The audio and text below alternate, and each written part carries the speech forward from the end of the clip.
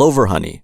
The most common honey in North America, clover honey comes from bees that pollinate white and yellow clover flowers. It's mild, light-colored, and has a delicate sweetness that won't overpower other flavors. Because clover grows practically everywhere across the US and Canada, beekeepers can produce it in massive quantities. It's the default honey you'll find in most grocery stores, and its subtle flavor makes it perfect for tea or baking. Mad honey. Harvested from rhododendron flowers in the mountains of Nepal and Turkey, mad honey contains greatotoxins, compounds that can cause dizziness, hallucinations, and temporary paralysis if you eat too much. People in the Himalayas have used it for centuries in small doses as folk medicine, though there's no real science backing that up. The honey is reddish amber with a bitter smoky taste that's pretty intense. What makes it mad is the high. Locals call it honey intoxication, and it starts with tingling and lightheadedness before potentially dropping your heart rate to dangerous levels. It's banned in a lot of countries because of the risks, but people still pay for it. Nepalese cliff hunters literally dangle from ropes on massive rock faces to collect it from giant Himalayan beehives, making it one of the most dangerous honeys to get your hands on. Manuka honey. Made exclusively in New Zealand from the nectar of the manuka bush, this honey has been used by the Maori people for centuries. What makes it special is a compound called methylglyoxal, which gives it antibacterial properties that regular honey doesn't have. Real manuka honey is expensive because the manuka bush only flowers for a few weeks each year, and it only grows in specific regions in New Zealand. Some people eat it for health benefits, but it also has a rich, earthy flavor with a slight medicinal kick.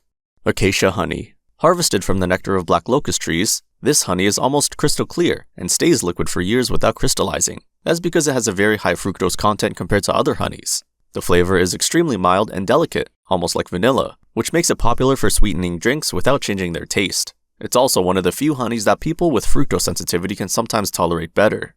Buckwheat honey.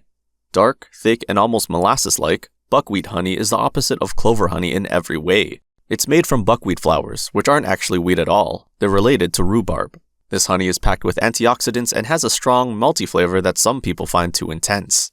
In Eastern Europe and parts of North America, it's been a traditional remedy for coughs and sore throats for generations. Orange blossom honey. Produced in citrus-growing regions like Florida, California, and Spain, orange blossom honey comes from bees that pollinate orange trees during bloom season. It has a light citrus aroma and a fresh, fruity taste that hints at oranges without being overly sweet. The color ranges from light amber to nearly white, and it's popular in Mediterranean and Middle Eastern cooking. Some beekeepers wait for the brief window when orange groves are in full bloom to capture the specific flavor profile. Wildflower honey. This is the catch-all term for honey made from a variety of wildflowers rather than a single source. The flavor, color, and consistency change depending on what's blooming in the area. So wildflower honey from Texas will taste completely different from wildflower honey in Vermont. It's usually darker and more complex than clover honey, with a stronger, more robust flavor. Because the nectar sources vary, each batch is unique, and some people prefer it for that unpredictability. Eucalyptus honey. Common in Australia but also produced in California, eucalyptus honey has a distinctive herbal, slightly menthol flavor that comes from eucalyptus tree blossoms. It's medium to dark amber in color and has a bold taste that's not for everyone. Traditional Aboriginal Australians valued eucalyptus honey for its medicinal properties, and modern research suggests it may help with respiratory issues. The flavor is strong enough that it can stand up to cheese, making it popular on charcuterie boards. Heather honey. Produced primarily in Scotland and Scandinavia, heather honey comes from the purple heather flowers that blanket moorlands in late summer. What makes it unusual is its thick, gel-like texture. It's so dense that it barely flows, and beekeepers have to extract it using special equipment. The flavor is intense, floral, and slightly bitter with a lingering aftertaste. It's been prized in Scotland for centuries, and some consider it one of the finest honeys in the world. Tupelo honey. Harvested along the swamps of northwest Florida and southern Georgia, Tupelo honey comes from the white ojichi tupelo trees that bloom for only about 3 weeks in spring. The timing is crucial. Beekeepers literally set up hives on platforms in the swamps to catch the bloom.